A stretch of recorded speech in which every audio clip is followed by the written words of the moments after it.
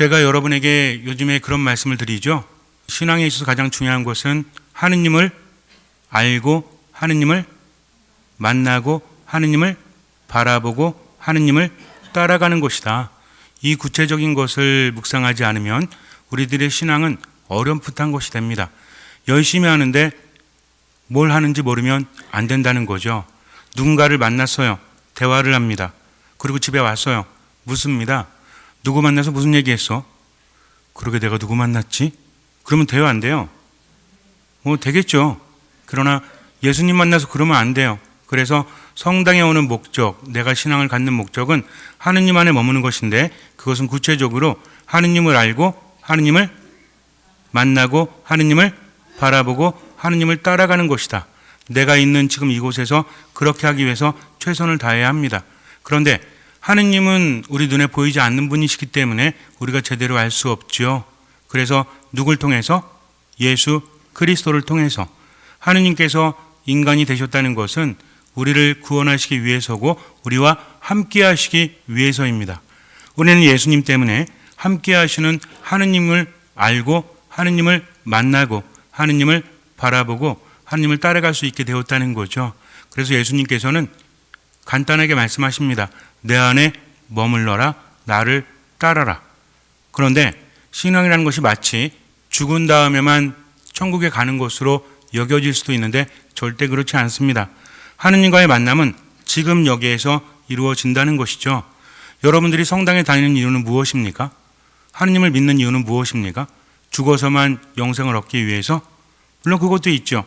그러나 살아있을 때 하느님 안에서 행복하기 위해서가 아니겠습니까? 그냥 죽어서만 천국에 가고 세상을 살 때는 불행하게만 산다면 그것은 참된 신앙이 아니라는 거죠. 그래서 가장 중요한 것은 행복하기 위해서는 하느님 안에 머물러야 되는데 누구를 통해서? 예수 그리스도를 통해서 그렇게 할 수 있다는 거죠. 우스갯소리가 있습니다. 그런데 이게 아주 우스갯소리는 아니에요. 그 안에 많은 의미가 담겨져 있기 때문에 그래요. 베드로 사도가 천국에서 문지기를 하죠. 그래서 베드로 성인을 보면, 베드로상을 보면 뭐를 쥐고 계시죠? 열쇠를 쥐고 계십니다. 이 열쇠는 어떤 열쇠예요? 천국의 열쇠라는 거죠. 예수님께서 열쇠를 주셨죠. 그래서 땅에서 매면 하늘에서도 매일 것이고 땅에서 풀면 하늘에서도 풀릴 것이다라고 말씀하셨습니다. 물론 이것은 사도들에게 죄를 용서하는 권한을 하느님께서 용서하시지만 사제들이 대리할 수 있는 권한을 주신 거예요. 그래서 고해성사를 통해서 죄가 용서받는 것은 바로 이때 베드로에게 예수님께서 사제권을 주셨기 때문입니다. 어쨌든 베드로가 천국의 열쇠를 쥐고 천국에서 이제 들어온 사람에 대해서 이렇게 조사를 했어요. 착하게 살고 하나님 뜻에 맞게 산 사람은 하나님 나라에 들어갈 수 있고 그렇지 않은 사람은 못 들어오게 문을 잠가버립니다. 그런데 어느 날부터 조금 모자른 사람들이 들어오는 거예요. 분명히 이 사람은 세상에서 산 것을 보면 천국에 합당하지 않습니다. 그런데 자꾸만 천국에서 거니는 걸 보게 됩니다. 내가 들여보내지 않았는데, 그래서 어느 날 누가 그러는가 이거 봤더니 천국에 개구멍이 생겼어요. 누가 구멍을 파고 사람들을 자꾸만 들여보냅니다. 딱 잡았죠. 근데 요셉 성인인 거예요. 근데 베드로가 요셉 성인께 말합니다. 아버님, 이건 아니지 않습니까? 이러시면 아니되옵니다. 그랬더니 요셉 성인이 알겠다고. 그리고 나서 이제 그다음부터 안 할 줄 알았는데 또 그러는 거예요. 봤더니 또 요셉 성인이 개구멍을 통해서 자꾸만 사람들을 천국으로 들여보냅니다. 그래서 물었죠. 아니 왜 그러십니까? 그랬더니 요셉 성인이 내가 임종하는 이의 수호 성인인데 이 사람이 살 때는 조금 부족했는데 죽을 때 뉘우치고 기도했기 때문에 나도 어쩔 수 없다네 이렇게 말해요. 그래도 안 되는 건 안 되는 거잖아요. 그래서 베드로 성인이 이렇게 말합니다. 한 분만 더 그러시면 쫓아낼 겁니다. 그랬더니 요셉 성인이 알았다고. 그 다음에 또 그럽니다. 이제 어쩔 수 없죠. 그래서 법은 지켜줘야 되니까 죄송한데 천국에서 나가시죠. 그랬더니 요셉 성인이 알겠다고 하면서 여보, 아들아, 갑시다 이렇게 얘기했어요. 이거 안 웃으시는 분들은 자, 성모님이 그렇다 칩시다. 누가 나가는 거예요? 예수님이 나가죠? 예수님이 나가면 그곳이 천국입니까? 그렇지 않다는 거죠. 하나님 나라가 다가왔다라고 하십니다. 하나님 나라가 다가온 것은 예수님께서 세상에 오셨기 때문에 그래요. 하나님 나라는 하느님이 계신 곳입니다. 그런데 왜 하느님께서 인간이 되셨을까요? 여기에서 죄라는 이야기를 안 할 수가 없는데, 죄라는 것은 근본적으로 우리가 무슨 윤리적인 죄를 짓거나 이런 것도 포함이 되지만, 죄라는 것은 근본적으로 죽음을 향한다고 했죠. 인간은 죄 속에 있기 때문에 더 이상 하느님 안에 머물지 못하기 때문에 어떤 운명? 죽을 운명을 지니게 되었다는 것입니다. 오늘 히브리서를 보면 이렇게 말해요. 죽음의 권능을 쥐고 있는 자, 곧 악마를 예수님께서 당신의 죽음으로 파멸시키시고 죽음의 공포 때문에 한평생 종살이에 얽매이는 이들을 풀어주시려는 것이었습니다. 라고 말합니다. 인간은 누구나 죽죠. 죽음은 세상에 혼자 오지 않았습니다. 죽음은 무엇과 함께 옵니까? 고통과 함께 온다는 거죠. 내가 죽기 때문에, 고통을 당하기 때문에 우린 거기에 얽매일 수밖에 없어요. 죄의 종이라는 것은 바로 이런 것입니다. 누군들 죄를 짓고 싶어 하겠습니까? 물론 죄를 즐기는 사람도 있겠지만 그렇지 않다는 거죠. 보편적으로는 그렇지 않아요. 그런데 죄를 지음으로 인해서 점점 하느님으로부터 멀어집니다. 어디로 가는 거예요? 죽음으로 간다는 거죠. 하느님 안에 머무는 사람은 어떻습니까? 생명력을 얻죠. 믿음이란 이런 것입니다. 그냥 고립타분하게 성경 읽고 묵상하고 그냥 교리만 외우고 이런 것이 신앙이 아니라, 신앙은 무엇이다? 신앙은 하느님 안에서 생기를 얻는 거다. 하느님 안에서 치유를 얻는 거라는 거죠. 그런데 사탄은 하느님으로부터 인간을 떨어뜨리기 위해서 인간을 유혹합니다. 사탄은요, 하느님을 이기기 위해서 노력하는 게 아닙니다. 사탄의 목적은 뭐예요? 하느님 이기는 것입니까? 사탄은 하느님의 한 말씀으로 물러날 수밖에 없죠. 사탄의 목적은 무엇이죠? 우리를 하느님과 떼어놓는 거예요. 떼어놓으면 어디로 가죠? 죽음으로 갈 수밖에 없다는 것입니다. 우리가 세상을 살면서 여러 가지를 추구하지만 알고 있죠? 뭘 알아요? 영원할 수 없다는 것을. 시간의 흐름 속에서 나약해질 수밖에 없다는 것을. 죽음에 대한 공포 때문에 내가 의식하지 못해도 불안함을 견뎌내지 못합니다. 그러니까 병들면 불안한 거죠. 우리가 암에 걸리거나 아니면 불치병에 걸렸다. 그럼 왜 불안해요? 이 병의 끝이 무엇이기 때문에? 죽음이기 때문에 그렇잖아요. 치유할 수 없다는 것은 순간의 고통도 있지만 결국은 죽게 된다는 것입니다. 인간은 여기서 자유로울 수 없다는 거죠. 언젠가는 내가 죽나 보다. 살면서도 고통 속에서, 시간 속에서 헤매이는 것도 결국 무엇 때문이다? 만약에 죽지 않는다면 괜찮지 않습니까? 언젠가는 날 수 있기 때문에. 문제는 뭐예요? 죽기 때문이라는 거죠. 그러다 보니까 죽음이라는 것은 기본적으로 상실이죠. 박탈입니다. 그래서 인간은 박탈과 상실에 대해서 두려움을 가지고 있죠. 그렇지 않습니까? 내 재산이 날아갈까 봐, 또 내가 받는 사랑이 사라질까 봐. 만약에 여러분들 영원히 산다고 하면 결혼하시겠어요? 그죠? 안 할까? 너무 쉽게 나와가지고 깜짝 놀랐어요. 그리고 이렇게 열심히 돈 벌겠습니까? 그럴 거예요? 아니, 영원히 사는데 뭐 매일매일 돈 벌 필요 뭐 있어요? 필요할 때 벌고 필요할 때 쓰면 되지. 근데 이 모든 것들은 무엇 때문입니까? 영원히 살아갈 수 없기 때문이라는 거죠. 내가 만약에 영원히 살 수 있다면 안 참을 거예요. 그죠? 이런 사람이 왜 살아? 또 그런 직장에 왜 다녀? 하면서 그렇게 살지도 몰라요. 근데 결국 사는 이유는, 또 회사를 그만두지 못하는 이유는, 지금 내 길을 포기하지 못하는 이유는 무엇 때문입니까? 결국은 시간 때문이요. 결국은 끝 때문이라는 거죠. 만약에 정말 우리에게 영원한 시간이 주어진다면 지금 하고 있는 일 하겠어요? 새로 시작할걸요? 내가 원하는 일을 하지 않겠습니까? 인생이란 이런 거라는 거죠. 기본적으로 상실과 박탈이라는 것에 대한 두려움 때문에 지금을 어쩌지 못한다는 것입니다. 점점 마음이 죽어가요. 그래서 원치 않는 것을 하게 되고 점점 후회하고 힘들어합니다. 근본적으로 이거라는 거죠. 근데 놀라운 것은 인간의 마음이 변하면 뭐든지 할 수 있대요. 정말 중요한 건 뭐냐면 마음이 죽어가기 때문입니다. 두려움과 불안감 때문에 지금을 제대로 살지 못한다는 거죠. 행복하지 않습니다. 그래서 예수님께서 세상에 오셨다는 거죠. 죄의 종살이, 그러니까 죽음에 대해서 두려워하는 것에 대해서 이제 예수님께서는 그럴 필요가 없다는 것입니다. 왜? 그분께서 갚아주셨기 때문에 그래요. 그래서 뭐라고 합니까? 죽음의 공포 때문에 한평생 종살이에 얽매여 있는 이들을 풀어주시려고 그분은 무엇이 되었죠? 인간이 되셔서 뭘 하십니까? 대사제로 하느님께 제사를 봉헌한다는 거죠. 예수님은 대사지시죠? 아니에요? 예수님은 대사지시죠? 그럼 대사제라는 게 왜 중요합니까? 사제는 인간입니까? 하느님이십니까? 사제는 어떤 존재죠? 하느님께 제사를 봉헌하는 존재죠. 그럼 여러분들 제가 미사를 봉헌할 때도 여기 있는 여러분들을 대신해서 하는 거죠.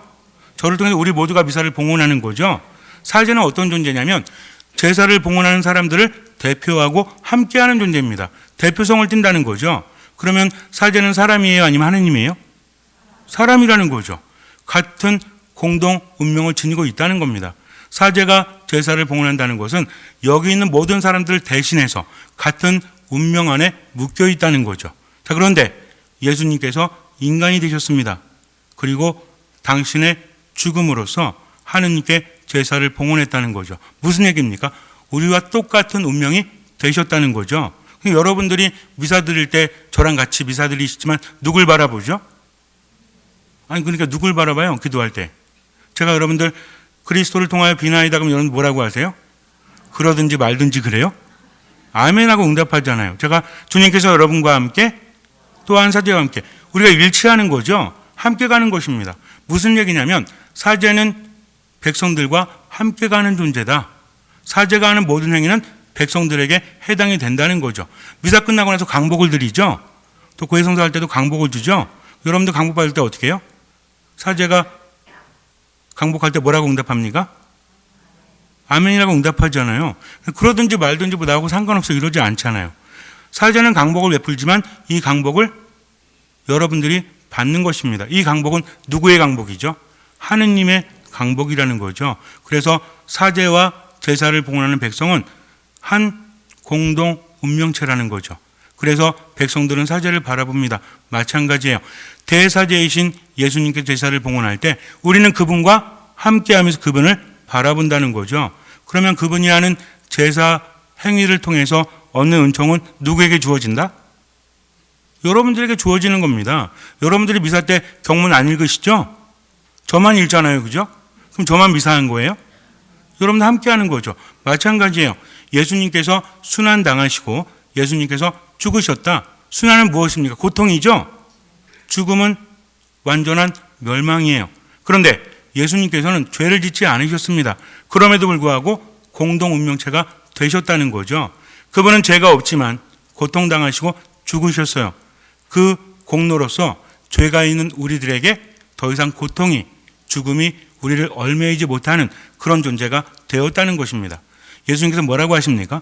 그분이 다 하신다고 했죠? 그러면서 우리한테 뭐라고 하세요? 나를 따라오너라. 내 안에 머물러라. 내 말을 들어라. 그리고 믿어라. 라고 말씀하십니다. 신앙은요, 추상적인 것이 아닙니다. 신앙은 죽은 다음의 이야기가 아니라 어디의 얘기예요? 지금 여기에 이야기라는 거죠. 우리 마음은 알고 있어요. 죄를 지면 질수록 하느님부터 멀어집니다. 그럼 불안해요? 안 불안해요? 불안해집니다. 점점점 그 공포가 더 심해지죠. 그런데 우리는 그걸 깨닫지 못하고 어떻게 하려고 그래요? 상실감과 박탈감을 느끼니까 자꾸만 채우려고 합니다. 그러나 아무리 육적인 것을 채워도 그것은 사라지지 않는다는 거죠. 중요합니다. 그래서 내가 삶을 살아가면서 불안하거나 또는 외롭거나 또는 공포에 휩싸일 때 누구를 부르면 돼요? 예수 그리스도를 부르면 돼요. 그분께서 함께 하시기 때문입니다. 믿음이라는 것은 내가 계명을 지키고 힘들게 살라는 것이 아니라 그분과 함께 살라는 거죠. 이것을 명심해야 돼요. 내가 그분의 말씀대로 살아가고 미사 참여하고 말씀을 묵상하고 기도하는 것은 그분과 함께하고자 하는 거지 그냥 불안하니까 어쩔 수 없이 성당에 나오고 이런 것이 아니라는 겁니다. 그래서 참된 신앙이 세워지기 위해서는 내가 지금 행복하기 위해서 누구와 함께 간다? 예수 그리스도와 함께 간다는 거죠. 그래서 신앙은 무엇이 중요하다? 하느님을 알고 하느님을 만나고 하느님을 바라보고 하느님을 따라가는 거다. 이걸 의식하면 내 생각이 바뀌어요. 내 삶이 바뀔 수밖에 없다는 거죠. 그래서 억지로 계명을 지키는 것이 아니라 하느님 안에 머무는 것이 얼마나 좋은 것임을 깨닫는 사람만이 기꺼이 그렇게 할 수 있다는 거죠. 여러분들 행복하길 바라십니까? 그런데 이 행복을 앗아가는 존재가 있죠? 그 존재가 누구예요? 우리의 행복을 빼앗아가는 존재가 누구다? 사탄입니다. 사탄. 왜? 하느님 안에 머물지 못하게 하니까. 근데 예수님께서는 이 사탄을 무엇으로 멸망시키십니까? 무엇으로 이기셨다고 그래요? 굉장히 중요한 거죠. 자, 보세요. 죽음의 권능을 쥐고 있는 자, 곧 악마를 당신의 죽음으로 파멸시키시고. 굉장히 중요한 내용입니다. 세상의 죄를 없애시는 하느님의 어린 양은 힘으로 악마를 이긴 게 아니에요. 힘으로 이기면 우리에게는 아무런 의미가 없기 때문에 그래요. 왜 그래요? 여러분들 만약에 예를 들어서 여러분들이 어렸을 때 누구네 집에 손해를 끼쳤어요. 뭐 차를 부시는 건 쉬운 게 아니죠. 아무튼 누구네 집에 손해를 끼쳤어. 그러니까 아버지가 가서 그 집 때려요? 이해가 잘 안 되시나? 내가 잘못했잖아요. 그럼 부모님 가서 어떻게 합니까? 물어주잖아요. 보상해 주잖아요. 그럼 나는 부모님 배상했으니까 나는 어때요? 이제 더 이상 거기에 묶여있을 필요가 없다는 거죠. 마찬가지입니다. 내가 죄를 지었다면 누가 그걸 갚아야 돼요?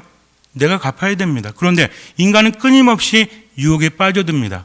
스스로를 챙길 수 있는 힘도 없다는 거죠. 이건 우리들의 삶을 보면 드러나지 않습니까? 늘 어떤 마음을 가져요?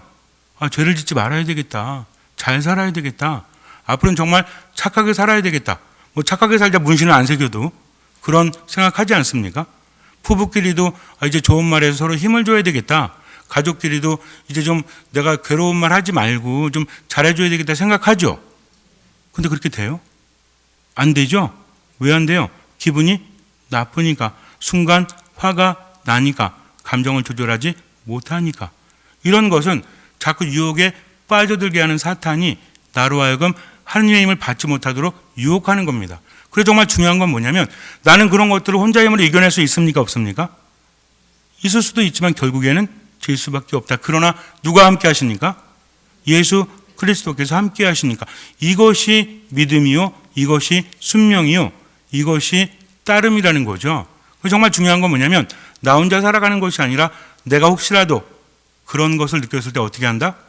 예수님께 모든 것을 맡기고 예수님을 바라보는 거예요. 그분이 어떤 분이시기 때문에 당신의 죽음으로 내 죄를 대신 갚아주시고 사탄을 파멸시키시는 분이니까. 예수님 아는 거죠? 암부터 시작한다고 했죠? 예수님 어떤 분이시나 알았죠? 그럼 어떻게 하면 돼요? 그분 만나면 됩니다. 그리고 어떻게 하면 돼요? 그분 바라보면 돼요. 그리고 그분을 따라가면 되죠. 그래서 가장 중요한 게 뭐다? 예수님이 누구신지 아는 거다. 아직도 그분은 무서운 분, 그분은 나와 상관이 없는 분. 이렇게 알면 만나도 의미가 없어요. 예수님은 어떤 분이시다? 당신의 죽음으로 우리를 구원하셨고 우리와 똑같은 운명 공동체가 되신 분이다. 우리는 어떻게 하면 된다?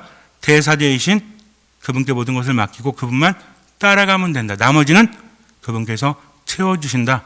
그래서 예수님께서 뭐라고 하셨어요? 나는 포도나무요, 너희는 가지다. 그러니까 어떻게 해라? 내 안에 머물기만 해라. 왜? 가지가 나무에서 떨어지면 열매를 맺을 수 없기 때문에 그래요. 그래서 가장 중요한 것은 나를 나보다 더 잘하시고 나를 나보다 더 사랑하시는 예수님 안에 머물면 된다. 모든 것을 맡기면 된다. 알았죠? 그럼 이제 어떻게 하면 돼요? 그분 만나면 돼요. 그리고 그분 바라보면 돼요. 그분을 따라가면 돼요. 이걸 요약하면 어떤 마음이다? 듣는 마음. 그래요. 바로 그거예요. 듣는 마음으로 그분 안에 머물면 됩니다. 잠시 눈을 감으세요. 그분은 우리를 대신해서 하느님께 제사를 봉헌하십니다. 제물은 그분의 몸이었죠. 그분의 피였습니다. 그분은 당신을 온전히 하느님께 바치심으로 우리를 구원하셨다는 거죠. 그분은 당신의 죽음으로 죽음의 권능을 지닌 악마를 파멸시키십니다. 그러니 두려워하지 마십시오. 걱정하지 마십시오. 상실감, 박탈감에 헤매고 있을 때 정말 중요한 것이 무엇인지를 깨달으십시오. 하느님 안에 머무는 사람은 생기를 얻습니다. 하느님 안에 머무는 사람은 치유를 받습니다. 하느님 안에 머무는 사람은 충만해진 행복을 누릴 수 있다는 거죠. 그러니 지금 여기에서 예수님을 알아야 합니다. 왜? 그분을 통해서만 하느님께 갈 수 있고 그분은 우리와 함께 하시기 때문에 그래요. 예수님을 제대로 알아야 합니다. 그분을 만나야 합니다. 그분을 바라봐야 합니다. 그분을 따라가야 합니다. 즉 듣는 마음으로 지금 여기에서 주님 안에 머무십시오. 주님께서는 그 믿음을 보시고 우리 삶에 놀라운 기적을 일으켜 주실 것입니다. 아멘.